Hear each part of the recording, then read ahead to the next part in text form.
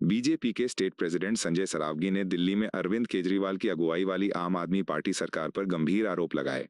उन्होंने कहा कि केजरीवाल सरकार के कार्यकाल के दौरान कई गलत फैसले लिए गए जिनका असर प्रशासनिक व्यवस्था और जनता पर पड़ा। सरावगी के अनुसार उस समय दिल्ली की सरकार भ्रष्टाचार के मामलों में घिरी रही और शासन व्यवस्था कमजोर होती चली गई। उन्होंने आरोप लगाया कि पारदर्शिता और जवाबदेही की कमी के कारण आम लोगों को परेशानियों का सामना करना पड़ा।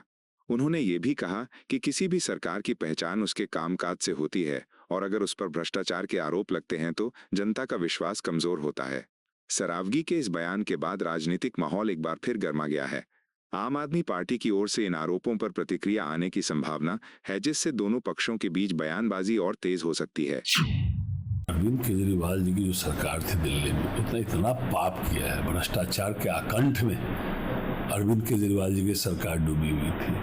लगभग 350% से ऊपर उन्होंने अपने बंगले पर ज्यादा खर्च किया जो उसमें होना चाहिए था। उसके बाद आप जान ही रहे, जो आबकारी नीति है उस पर केस चला, जेल में रहे। फिर निचले अदालत ने कुछ किया तो फिर हाई कोर्ट ने जो है उस प्रोसीडिंग पर भी स्टे किया। एक केजरीवाल की सरकार जिस तरह पूरे दिल्ली को इसने लूटा, भ्रष्टाचार के आकंठ में डूबी हुई थी और वो दिखाई पड़ रहा। बीजेपी के प्रवक्ता टीआर श्रीनिवास ने तमिलनाडु के चुनावी माहौल को लेकर अपनी प्रतिक्रिया दी। उन्होंने कहा कि इस बार राज्य में राजनीतिक स्थिति काफी दिलचस्प बनी हुई है, जहां एनडीए गठबंधन और डीएमके के बीच मुकाबला तेज हो रहा है। श्रीनिवास ने कहा कि डीएमके में ओवर कॉन्फिडेंस की स्थिति नजर आ रही है, जबकि उनके खिलाफ एंटी इनकम्बेंसी भी साफ तौर पर दिखाई दे रही है। उन्होंने दावा किया कि जनता में बदलाव की भावना बढ़ रही है। उन्होंने एक रैली का जिक्र करते हुए कहा कि स्टालिन के बेटे की एक सभा के दौरान भीड़ में उत्साह की कमी दिखी और लोगों के बीच समर्थन उतना मजबूत नजर नहीं आया। उनके इस बयान को चुनावी रणनीति और विपक्ष पर निशाना साधने के तौर पर देखा जा रहा है, जिससे तमिलनाडु की राजनीति में हलचल बढ़ गई है। ये जो तमिलनाडु में जो इलेक्शन का भी माहौल चल रहा है बहुत इंटरेस्टिंग है। और अब की बार जो ये बात चल रही है कि एनडीए का गठन और डीएमके का जो ओवर कॉन्फिडेंस है, क्योंकि उनका जो एंटी इनकम्बेंसी है वो छलक के बाहर आ रहा है। मैं बहुत सारे रैली देख रहा था जो हमारे उनके भावी मुख्यमंत्री कैंडिडेट्स, वो जो उनके स्टालिन पुत्र, वो गाड़ियों का काफिला चल रहा है। लोग देख रहे हैं भाई है कौन ये कैसा कौन आदमी खड़ा है जो हाथ हिला रहा है। ना आगे ना पीछे, ना कोई भी उनके कोई सपोर्टर दिख नहीं रहे। जनता में आक्रोश है वहाँ पे। उनको चेंज चाहिए, बहुत हो चुका गाली गलौज की पॉलिटिक्स। उनको चाहिए डेवलपमेंट। हर बारी जब भी बरसात होती है, चेन्नई जो शहर है, बाकी शहर है, एकदम डूब जाते हैं। ये तो पॉलिटिक्स तो चलेगा नहीं सर, क्योंकि बहुत सारे गरीबों का, बहुत सारे माइनॉरिटीज़ का, बहुत सारे SC ST सबका बिजनेस ठप हो रहा है और ये तो इनको दिखता नहीं। वो सबके हिमायती बनते हैं, मगर हकीकत तो ये परे है। और इस बार ही एनडीए की जो गठन है वो पावर में आएगी, आप देखते रहिएगा। बहुत बहुत धन्यवाद। उत्तर प्रदेश के deputy chief minister Brajesh Pathak ने समाजवादी पार्टी और उसके नेतृत्व पर तीखा हमला किया। उन्होंने कहा कि सपा को कई बार सरकार बनाने का मौका मिला, लेकिन उस दौरान कानून व्यवस्था पूरी तरह से बिगड़ गई थी। पाठक के अनुसार उस समय राज्य में अपराध की घटनाएं बढ़ी थीं और महिलाओं की सुरक्षा को लेकर गंभीर सवाल उठे थे। उन्होंने कहा कि बेटियों की इज्जत और सुरक्षा खतरे में थी, जो किसी भी सरकार की सबसे बड़ी विफलता मानी जाती है। उन्होंने ये भी कहा कि मौजूदा सरकार कानून व्यवस्था को बेहतर बनाने के लिए लगातार काम कर रही है और अपराध पर नियंत्रण लाने की कोशिश की जा रही है। उनके इस बयान से राजनीतिक माहौल गर्म हो गया है और सपा की ओर से प्रतिक्रिया आने की संभावना है। आप जानते हैं कि समाजवादी पार्टी के मुखिया अखिलेश यादव जी को समाजवादी पार्टी को 4 बार इस राज्य में सरकार बनाने का अवसर मिला है।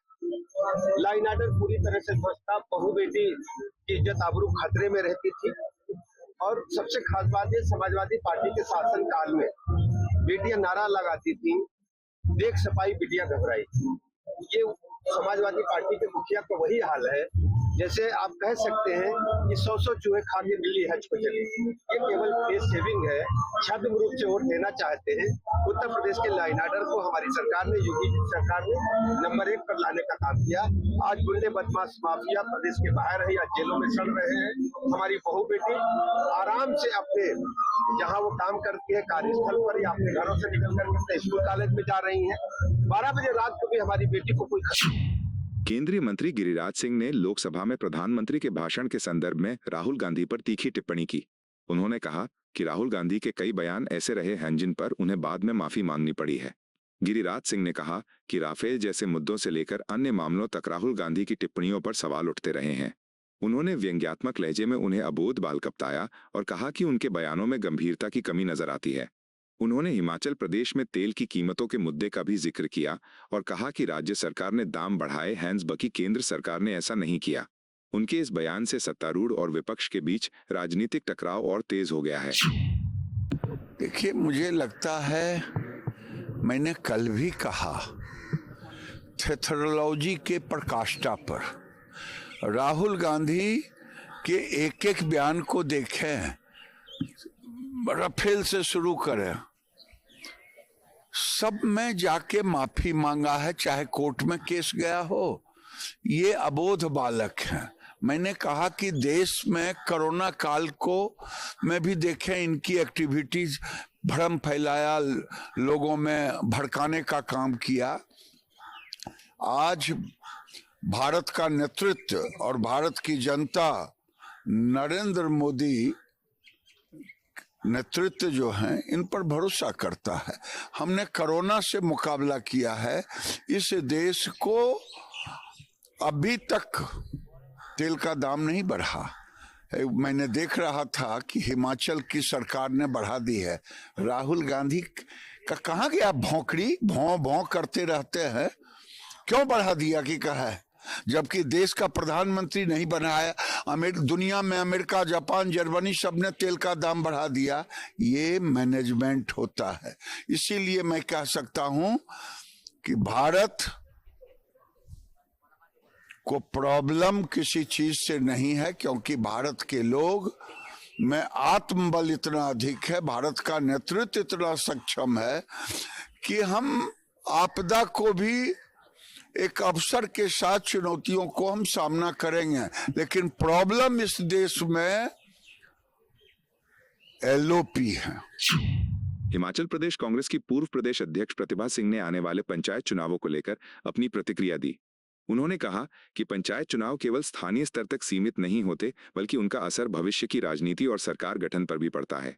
उन्होंने कहा कि इन चुनावों से जो संदेश निकलता है वह जनता के मूड को दर्शाता है और आगे की रणनीति तय करने में महत्वपूर्ण भूमिका निभाता है। प्रतिभा सिंह ने यह भी स्वीकार किया कि पार्टी को और मजबूत होने की जरूरत है ताकि वो बेहतर तरीके से चुनावों में प्रदर्शन कर सके। उनके इस बयान को आत्ममंथन और संगठन को मजबूत करने की दिशा में एक संकेत के रूप में देखा जा रहा है। देखिए, अब पंचायत के इलेक्शन तो सिर पे ही आ गए और वो भी उसी का मैसेज जाता है आगे भी। गवर्नमेंट बनाने के लिए जब हम फील्ड में जाएंगे तो हमारे चाहे पार्टी के प्रधान बने हैं, चाहे वो जिला परिषद के लोग आए हैं चुनकर, चाहे बीडीसी के लोग चुनकर आए, वही काम करेंगे। तो we should have been more strong. तो अगर ये जल्दी इसको डिसाइड करते तब इसमें अच्छा काम अभी तक काफी हद तक हो चुका होता, पर इसमें थोड़ा विलम्ब जरूर हुआ है। पर मुझे फिर भी विश्वास है कि हमारा पार्टी का कार्यकर्ता एकजुट है।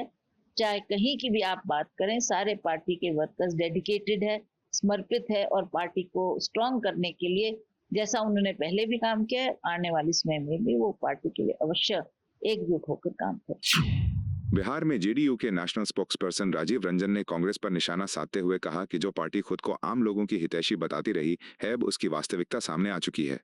उन्होंने कहा कि वर्तमान वैश्विक परिस्थितियों में पेट्रोलियम की कीमतें अंतर्राष्ट्रीय स्तर पर लगातार बढ़ रही हैं, जिससे कई देशों की अर्थव्यवस्था प्रभावित हुई है। रंजन के अनुसार ऐसे मुश्किल समय में भारत ने संतुलित नीतियों के जरिए आम नागरिकों को राहत देने की कोशिश की है। उन्होंने कहा कि केंद्र सरकार ने ऐसे कदम उठाए हैं जिससे आम लोगों पर महंगाई का सीधा असर कम किया जा सके। उन्होंने कांग्रेस पर आरोप लगाते हुए कहा कि वो केवल बयानबाजी करती है, जबकि मौजूदा सरकार जमीनी स्तर पर काम कर रही है। उनके मुताबिक वैश्विक संकट के बावजूद भारत ने स्थिति को नियंत्रित रखने में सफलता हासिल की है। कांग्रेस जो जनता की हितैषी होने का दावा करती रही है, अब पूरी तरह से बेनकाब हो गई है। जब ये एक ऐसा संकट, जब पूरी दुनिया में पेट्रोलियम पदार्थों के मूल्य आसमान छू रहे हैं, भारत ने आम जनता को इन कठिनाइयों से बचा कर रखा है।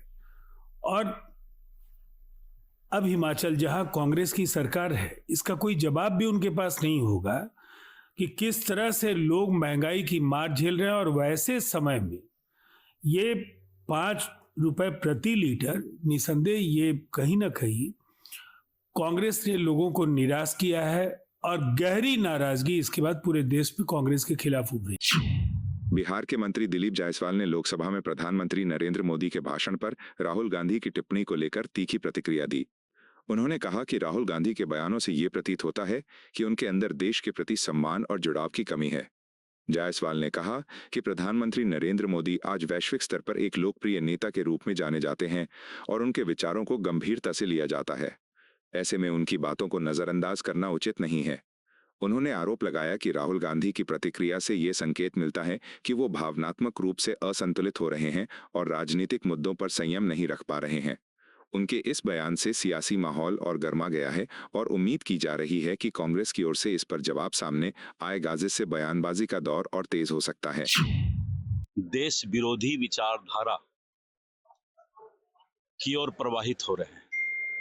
उनको इस देश से कोई प्यार नहीं रह गया है और नरेंद्र मोदी जी जो दुनिया के सर्वाधिक लोकप्रिय नेता हैं, उनकी बातों को इस तरह नजरअंदाज करना इस बात को बताता है कि राहुल गांधी अपना आपा खो चुके हैं और खिसियाई बिल्ली खंभा नोचे की तरह इस तरह की बातें करते हैं। उत्तर प्रदेश में समाजवादी पार्टी के प्रवक्ता आशुतोष वर्मा ने पश्चिम एशिया में बढ़ते तनाव पर अपनी प्रतिक्रिया दी। उन्होंने कहा कि मौजूदा स्थिति को समझने के लिए इसके अलग अलग पहलुओं को देखना जरूरी है। वर्मा के अनुसार हाल ही में अमेरिका की ओर से दिए गए बयान के बाद ईरान ने तुरंत उसका खंडन कर दिया, जिससे स्थिति और जटिल हो गई है। उन्होंने ये भी कहा कि इस पूरे घटनाक्रम में इजरायल की सैन्य कार्रवाई ने तनाव को और बढ़ा दिया है। वर्मा के मुताबिक अलग अलग देशों के विरोधाभासी बयान और लगातार हो रही सैन्य गतिविधियां इस बात का संकेत हैं कि हालात तेजी से बदल रहे हैं और स्थिति पूरी तरह स्पष्ट नहीं है। उन्होंने कहा कि इस तरह की अंतर्राष्ट्रीय परिस्थितियों का असर केवल संबंधित देशों तक सीमित नहीं रहता, बल्कि इसका प्रभाव वैश्विक स्तर पर देखने को मिलता है।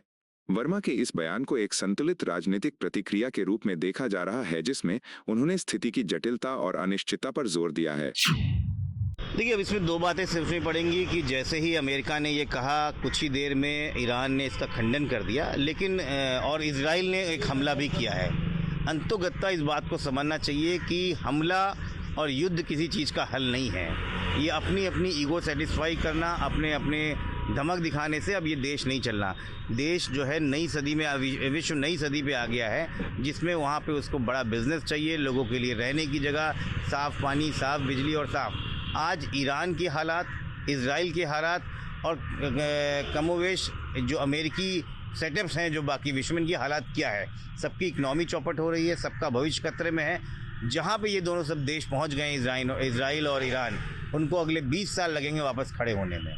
तो कोई भी देश युद्ध नहीं चाहता है और अगर इस तरह की पहल होती है तो भारत उसका स्वागत करेगा। शिवसेना यूबीटी की सांसद प्रियंका चतुर्वेदी ने पश्चिम एशिया में चल रहे संघर्ष को लेकर चिंता जताई। उन्होंने कहा कि उन्हें उम्मीद है कि ये युद्ध जल्द समाप्त होगा, क्योंकि इसका दायरा लगातार बढ़ता जा रहा है। चतुर्वेदी ने कहा कि ये संघर्ष अब केवल इजराइल, अमेरिका और ईरान तक सीमित नहीं रहा है, बल्कि इसका प्रभाव पूरे मध्य पूर्व क्षेत्र में फैल गया है। उन्होंने आरोप लगाया कि ईरान ने विभिन्न मध्य पूर्वी देशों में मौजूद अमेरिकी सैन्य ठिकानों को निशाना बनाया है, जिससे स्थिति और गंभीर हो गई है। उन्होंने ये भी कहा कि इस संघर्ष में आम नागरिकों और रिहायशी इलाकों को भी नुकसान पहुंच रहा है, जो बेहद चिंताजनक है। चतुर्वेदी के अनुसार इस तरह के युद्ध से किसी भी पक्ष को स्थायी लाभ नहीं होता, बल्कि ये पूरे क्षेत्र में अस्थिरता और मानवीय संकट को बढ़ाता है। उनके इस बयान को शांति और कूटनीतिक समाधान की अपील के रूप में देखा जा रहा है। आई एम होपिंग, मैं उम्मीद करती हूँ कि जल्द से जल्द ये युद्ध ख़त्म हो, क्योंकि जिस तरीके से युद्ध सिर्फ इजराइल, यूएस और ईरान तक नहीं रह गया है, ईरान ने भी सारे जो मिलिट्री बेसिस हैं यूएस के मिडल ईस्ट नेशन में, उन पे भी लगातार अटैक किया है, इनोसेंट सिविलियन एरियाज पे टारगेट हुआ है। तो ये जल्द से जल्द ख़त्म हो, वरना दुनिया भर में जो किल्लत आने वाली है तेल को लेकर, एनर्जी सिक्योरिटी को लेकर, ये बहुत ही कैटास्ट्रोफिक होगी और इकोनॉमिक डिजास्टर की तरफ दुनिया भर को लेकर जाएगी। आपको यह वीडियो पसंद आया हो तो इसे लाइक करें, हमारे चैनल को सब्सक्राइब करें